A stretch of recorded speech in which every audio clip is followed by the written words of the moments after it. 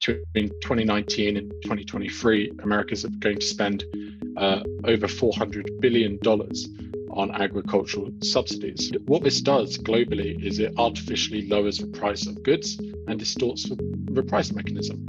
And ending subsidies, especially on products that African producers make, would make African countries more competitive, increase incomes. Welcome to the IEA podcast. My name is Lesh and I'm the head of public policy here at the IEA. Each week, this podcast asks a tantalizing policy question to a top political and economic thinker. Today's question: will China dominate Africa? Sub-Saharan Africa consists of 46 countries, 9 million square miles, and over 1 billion people. And unlike much of the rest of the world, its population is expected to keep growing over the coming years. This has led to a battle for Africa, with various influence operations from China's Belt and Road Initiative to President Biden declaring himself all in on Africa's future at a summit last month. To discuss Africa's economic trajectory and the geostrategic wrangling, I'm very excited to be joined by the IEA's own Alexander Hammond. He's a free trade fellow here at the IEA, as well as the director of the Initiative for African Trade and Prosperity, which is an IEA project. Alex, welcome to the podcast. Thank you so much for having me, Matt. So before we get on to some of the latest dynamics going on in terms of economic development in Africa, I'm interested if you give us, I suppose, a little bit of background, a little bit of history in terms of Africa's development over recent decade, because I think it goes through different periods of kind of hope and optimism, and then pessimism and negativity. What is the I suppose the biggest development opportunity, and in saying that the most behind continent in the world? Yeah, don't think it's kind of surprising that our perceptions of Africa are sometimes we're not sure what to make of it, right? And I think that makes sense. I mean, throughout the 1980s, some of our viewers would have seen Bob Geldof on their screens, surrounded by famine-stricken Ethiopian children and raising money for Live Aid. The 1990s were dominated with stories about so many wars and Rwandan genocide. There were civil wars in Burundi, Chad, Congo, DRC, Djibouti, Eritrea, Algeria, Mozambique. I could go on. And then I guess maybe into the 2000s, we then also saw probably one of the biggest, or maybe the first big online social media campaign behind a cause, which was Kony 2012, which depicted a Ugandan warlord who abducted children. And to be honest, he was a bit of a third-rate warlord even then, not nearly the biggest Certainly problem. got a lot of attention at the time for those who were early on the days, the first kind of viral. So I always found it quite entertaining in the sense that it seemed to get a lot of very young people, very pro-American intervention in this specific case, but that's a bit of an aside. Yes, it is an aside, but I really do think it fundamentally kind of changed the internet quite substantially. It was the first case people can get behind, show how morally virtuous they are by wearing various bands or T-shirts and go out protesting to light up the night, I think the campaign was. And yeah, I think everything on the internet has kind of come from that. So those are our common depictions. And in the year 2000, The Economist called it the hopeless continent on a front page spread and said the new millennia has brought more disaster than hope to Africa. But then at the same time, 10 years later or 11 years later, The Economist did a front page spread coining the term Africa Rising and said the hopeless continent is hopeless no longer, or something along those lines. And that's kind of what I think our perceptions are at the moment. So while we see that, we should also remember there has been immense progress, especially in the last 20 or so years. GDP has increased by about 4 times in the last 20 years, and that the population has only doubled in that time. Average incomes in the last 20 years are up about 30–40%. Extreme poverty is down by 18%. And that doesn't sound like a huge amount, but that is hundreds of millions of people when we're talking about sub-Saharan Africa. And infant mortality rates have halved too. Yeah, so this is very much part of, I suppose, a broader story of human progress. We've heard a lot about China, a little bit about India, but we've heard far less about the progress that has happened across Africa in terms of life expectancies, infant mortality, and dying from disease. There does seem to be quite a good kind of positive economic story there over the recent decades. Now, I don't know whether that's kind of slowed in the last few years because of COVID and Ukraine, and does it look a bit more bleak today than it did a few years ago, or are things kind of on the right track from your perspective? Well, that's a great question. I think it's a bit mixed.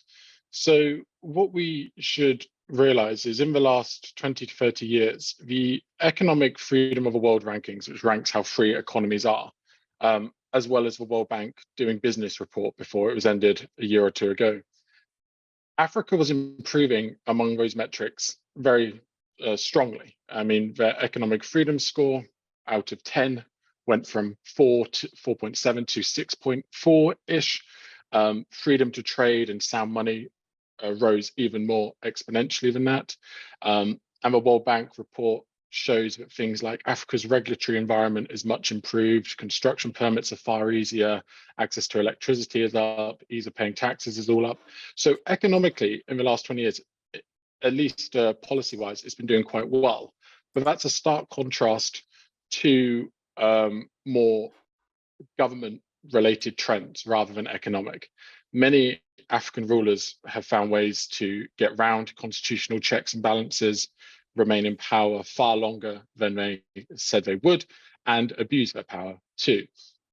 And rule of law indicators amongst most African countries have remained largely unchanged in the last 20 or so years, and in many cases, and some significant cases, have declined.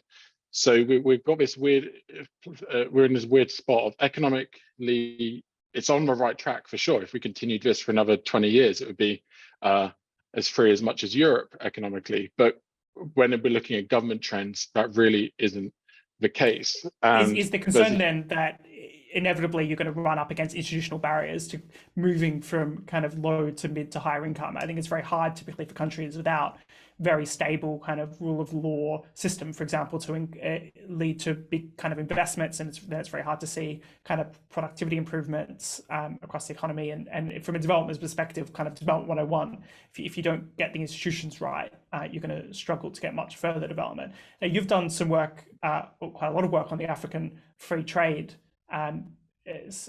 agreements. I wonder if you could talk a little bit about that before we kind of get on to China in terms of, I suppose, a positive institutional move. Yes. Before I get on to that, I should just say about the contrast between economic freedom and kind of human freedom and government rule is this was something that really concerned George Ayeti, who's a great African, who was a great African classical liberal historian and economist. Later in his life, he was very concerned that Africa was becoming economically freer, but the institutions weren't catching up. And he thought, he actually said several times that Africa can't develop if it just does that. Institutional freedoms have to come first. So with the African Continental Free Trade Area, this is a really interesting agreement. So it was first opened for signatures in 2018. And its main goal is to remove 97% of all tariffs on goods traded between African states. And so far, it's doing fairly well, considering it's only been around for less than 5 years. We've got, out of the 55 African Union member states, 43 have ratified it through their parliaments completely, which is an immense. It's really quite immense. It's the largest free trade area by number of countries in the world. And it represents a few things. I think especially when it's a project of the African Union, the free trade area, and when the Organization of African Unity was first created in the 1960s, which is the predecessor for the African Union, it was founded really on the basis of African socialism. And they believed that they needed to close themselves off from the rest of the world. And the only way you can really, I think Kwame Nkrumah, who was Ghana's first leader who helped found it, he said African socialism is needed to realize the African personality. And that's really what the organization was focused on. Yet we fast forward about 50 years or so, and the successor of that organization is now pushing free trade. And Paul Kagame, and there's a lot of problems with Paul Kagame, but when he was the president of the African Union and introduced the free trade area, he's saying things like free trade is necessary to unleash Africa's potential, and that he's an avid free trader. So even if they don't actually mean what they're saying, I think it shows an immense ideological shift in the continent since the 1960s. And that ideological shift really started following the fall of the Soviet Union in the early 1990s, which bankrolled a lot of African socialist dictators. So when the Berlin Wall fell, a lot of African states had to reintegrate into the global economy, and saying, at least governments outright saying they're socialist or communist, wasn't very cool anymore. So on the, I suppose the successor in geostrategic considerations, a lot of what we hear about Africa these days, particularly from kind of a foreign policy or geostrategic perspective, is about the role of China in the continent. There's a lot of discussion about the Belt and Road Initiative, about China's investment, building roads and parliaments across the continent. There's discussion about debt trap diplomacy, trying to basically create liabilities for African countries and certainly not just Africa, all across Asia and the rest of the world as well. But particularly that's become a big focus in Africa. I was wondering if you could speak to a bit, what is kind of China's focus in Africa? Is this becoming the way Africa is going to develop, and it's going to become a kind of Chinese outpost and anti-Western in the way you might say historically was some countries were quite attached to the Soviet Union, and that these countries and their leaders will take that Chinese money that's given relatively freely and spend it potentially corruptly or not particularly good investments when it comes to infrastructure? Yeah, there's really a lot to get to with China's involvement in Africa. We should start by saying that Chinese investment in Africa is fairly unique to investment from the rest of the world, because it is mostly driven by the interest of the Chinese government, not the commercial interests of the Chinese private sector. Therefore, unlike Western lenders, China is then quite regularly and happy to back projects that are unlikely to make a profit. One great example of this is a railway in Kenya stretching from Nairobi to Mombasa. So Kenya came forward in 2014 and opened this project to the world and saying who'd like to invest in it. The World Bank took one look at it and realized it would never make a profit. So that meant all Western lenders turned away from it, no chance. However, China was very happy to step up. They initially spent 3.2 billion on it, and then various expansions or things costing more than they should have meant they spent almost 5 billion on it. And what are the results of it? Each year now, it's all operational. It loses about 200 million each year. I was actually in Nairobi just last month and saw this railway track, and we were driving along it for about a couple of hours. Didn't see a single train, but that's not unusual, with some train stations. But then as I was approaching where I was going on the afternoon, climbing a mountain, there was a stop, a railway stop for it. And you look around and it's in the middle of absolutely nowhere. I'm not joking, there's about a dozen shacks or so, one or two pastoral farmers herding their cows. And that was it. And there's a nice shining train station there. Not a big one, but just a small one there. And I don't see how that's ever going to be used. The tickets are fairly expensive, far out of reach for the people who live there. But I think that sums it up quite well. And also in Kenya, very recently, in the last couple of years, there's a highway, a toll road above the city, which can get you from one side of Nairobi to the other very, very quickly.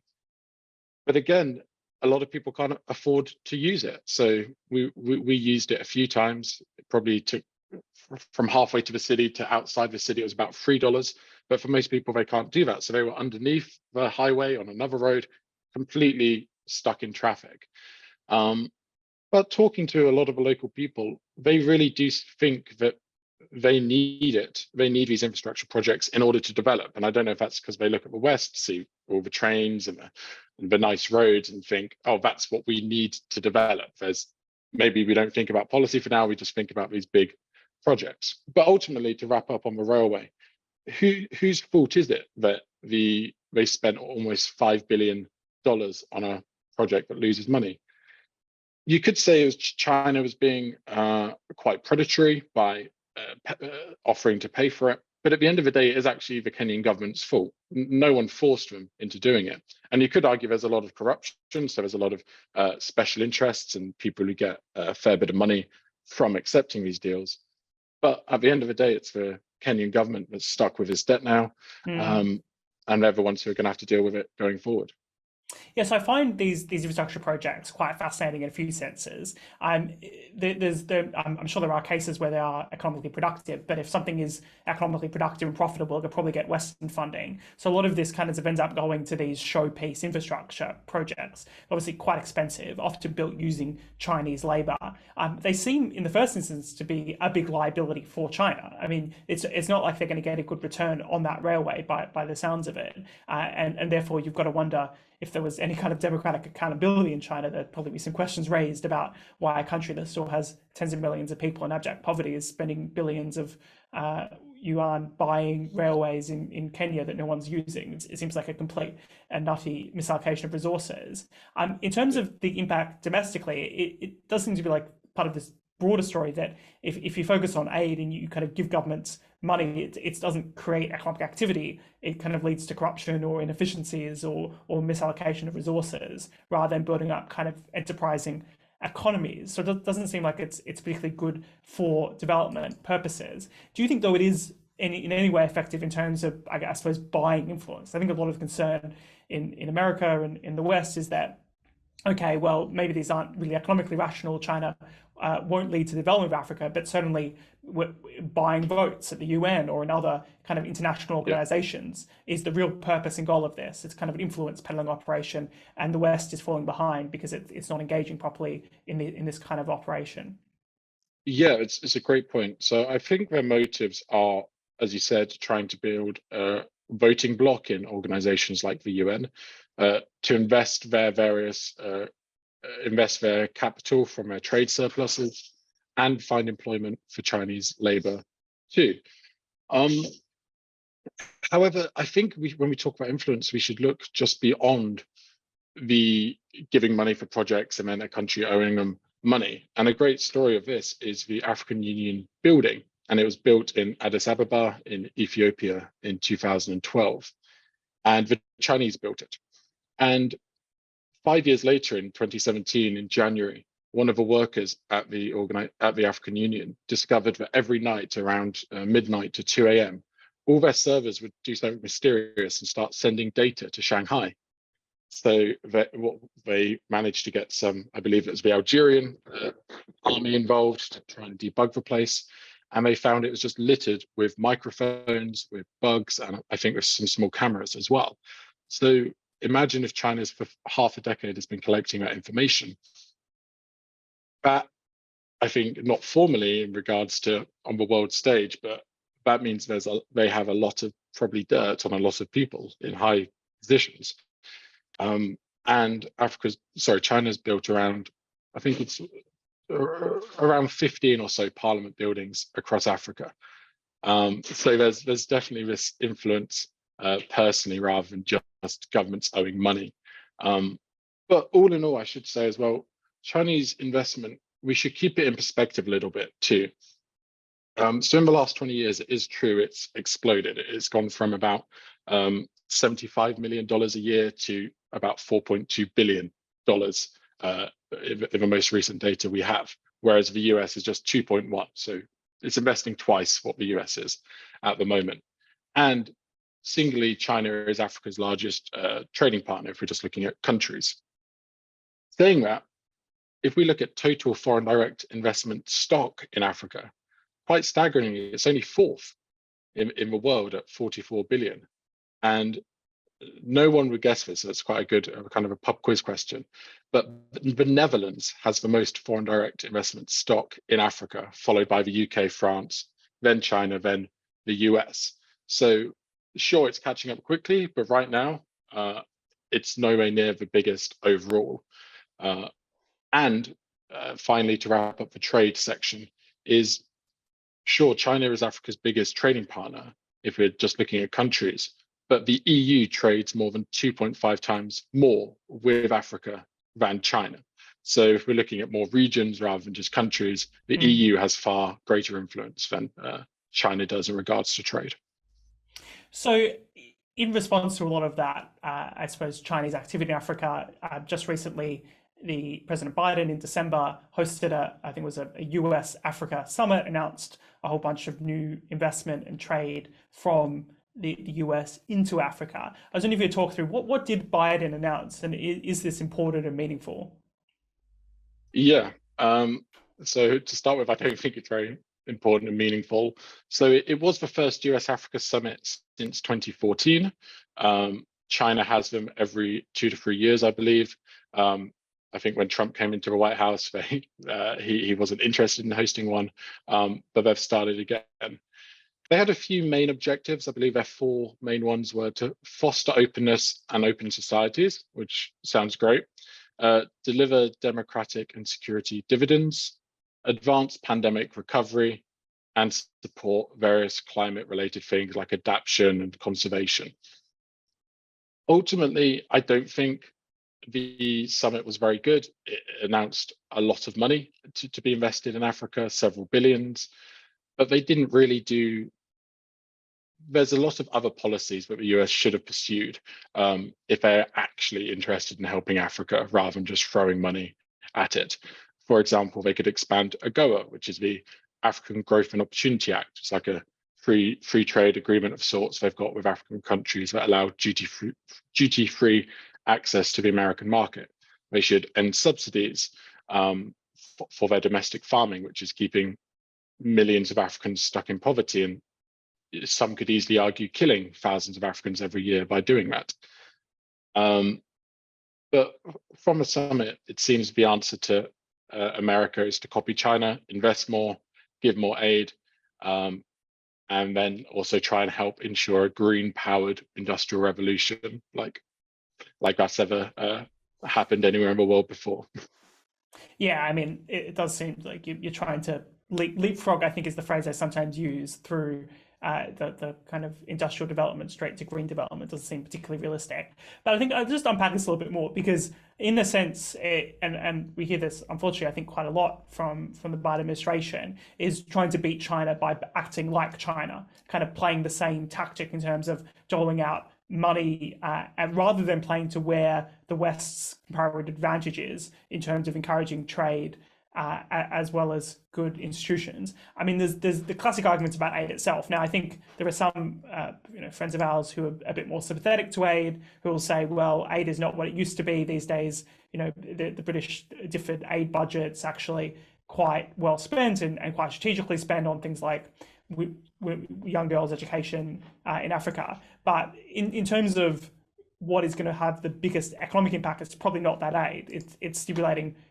private sector activity, which can be contrary to aid, because if aid just means a larger state and more interventionist policies, and empowers the corrupt administrations, then you're not going to get the kind of private sector economic development and job creation that's going to lead to the prosperity. So I suppose that the question is, what can be done to encourage that? I think you've spoken about tariffs, spoken about removing US agricultural subsidies. What else can the West do to encourage development and I suppose practically compete with China's approach, but through a more Western mindset and frame? Yeah, so I think we should talk about foreign aid just for a second, because there's a lot of work that has been done by organizations that are in favor of aid, like the IMF and the World Bank, that have fundamentally shown that aid fails to be effective in the vast majority of cases. For example, there's an IMF paper from 2005, and a quote from that is, aid inflows have a systematic adverse effect on the country's competitiveness. In 2012, Ban Ki-moon, who was the director of the World Bank at the time, he claimed that in the previous year, 30% of aid failed to reach its final destination. Then Paul Collier at the University of Oxford found about 40% of Africa's military spending is inadvertently financed by aid. Aid repeatedly backs unsavory regimes, and honestly, it makes governments makes governments accountable to aid agencies rather than their citizens, which means that there's often a disincentive for political reform, especially where a lot of the the provisions regarding structural adjustment focus on economic policies rather than political reforms. But what else can America do? I think mostly subsidies is a really important one. Between 2019 and 2023, America's going to spend over $400 billion on agricultural subsidies. And what this does globally is it artificially lowers the price of goods and distorts the price mechanism. And ending subsidies, especially on products that African producers make, would make African countries more competitive, increase incomes. And even Oxfam found that by artificially lowering the price of just cotton, American subsidies harm about 10 million people in just West Africa. So just cotton, just in West Africa, it harms around 10 million people.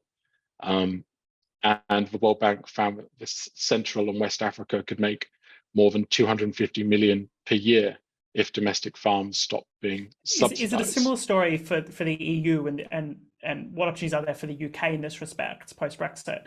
Obviously, the US has got quite substantial agricultural subsidies, but so does the EU through the Common Agricultural Policy, as well as the UK post-Brexit policies seem quite similar in kind.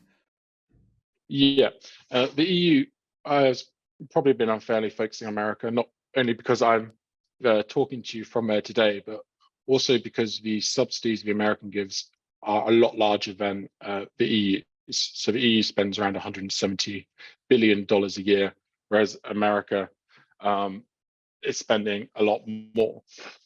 But Brexit does create an interesting opportunity to reverse this. But of course, if we're talking about realpolitik, the chances of this happening, the farmers are a very effective lobbying movement. So what you're saying, Alex, is the NFU wants to keep Africans in poverty, and that if you want to encourage development, you need to fight back against that, the Farmers Union, and in favour of lower cost, higher quality food from all over the world. Well, that'd be great if any of the viewers want to start a campaign with me about how the NFU is keeping Africans poor. Let's do it. I'm completely behind you. And with subsidies as well, it often goes to not poor farmers in the EU or the UK or in the US. In 2020 in America, farmers derived almost 40% of their income from subsidies, and US farmers already have an income that is about a third higher than the average. So it's not going to poor people who are in desperate need. Sure, there'll be a lot of disruption if subsidies end, but I think it will help millions of people elsewhere in the world. So the key lesson is Africa on the way to development, thanks to economic freedom. The best way for the West to kind of respond to China's geostrategic efforts are freer trade, opening up our markets, not through more aid. So thank you so much, Alex and Hammond, for joining the IEA podcast to discuss this very fascinating and important topic. If you are enjoying the IEA podcast, please do subscribe on your chosen podcast provider, or you can watch this podcast and other content from the IEA on the IEA's YouTube channel. Well, if you enjoyed that conversation, why not watch one of these other videos? And while you're here, remember to hit the subscribe button and the notification bell. That way, you'll never miss out on a single IEA broadcast.